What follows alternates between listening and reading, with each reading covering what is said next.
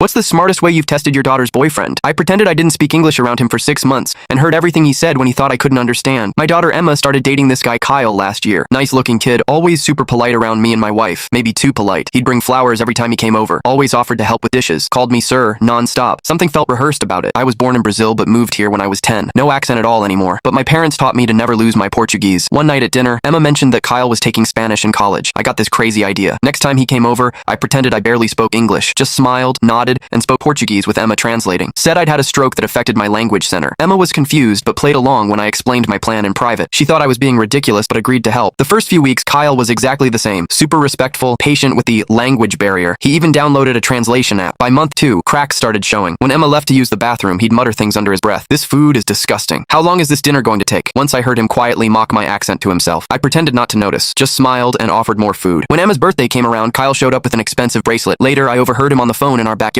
Yeah, I returned the cheap one and got the silver one instead. Her dad's loaded. Gotta look the part. That was interesting. I'm comfortable, but definitely not loaded. We live in a normal 3-bedroom house. I drive a 2016 Subaru. One Saturday, Emma had a shift at the hospital. She's in nursing school. Kyle came by anyway. Said he left his charger. I let him in, still doing my broken English act. While I pretended to watch a Portuguese soccer game, he took pictures of our mail, our investment statements, even opened my desk drawer when he thought I wasn't looking. The next week, I accidentally left fake bank statements showing a negative balance and massive debt on the kitchen counter, just to see what would happen. 3 days later, Kyle told Emma he needed space and wasn't sure about their relationship. Said he wanted to find himself before getting serious with anyone. Emma was heartbroken but suspicious. She asked if my test had shown anything. I told her everything I'd heard. We waited to see if Kyle would come back once the fake bank statements disappeared. Sure enough, 2 weeks later, he texted her saying he'd worked through his issues and wanted to try again. Emma invited him over for dinner. He brought the usual flowers, called me sir again. I served his favorite meal, the one he'd called disgusting behind my back. Halfway through dinner, Emma started speaking to me in perfect English. I responded the same way. Kyle froze with his fork halfway to his mouth. You speak English? He stammered, looking at me. I've spoken English for 35 years, I said. Almost as long as I've been able to spot guys who date my daughter for her money. The color drained from his face. Emma placed her phone on the table, playing a recording of him from last week. Once I'm in with her family, her dad can hook me up with one of his doctor friends. Then I'm set for life. He tried denying everything, said I misunderstood, that my English must not be good enough to understand context. Emma held up his phone. He'd left it unlocked when he went to the bathroom. And these texts to your friends about my rich family you plan to use? Am I misunderstanding those too? He grabbed his phone and stormed out, called Emma crazy, called me a sneaky old man. Emma cried that night, but told me the next morning she was grateful. 6 months of hurt is better than years of lies, Dad. Kyle's now dating the daughter of a car dealership owner. Emma's with a guy she met at nursing school. He brings homemade cookies instead of store-bought flowers and talks to me the same way whether Emma's in the room or not.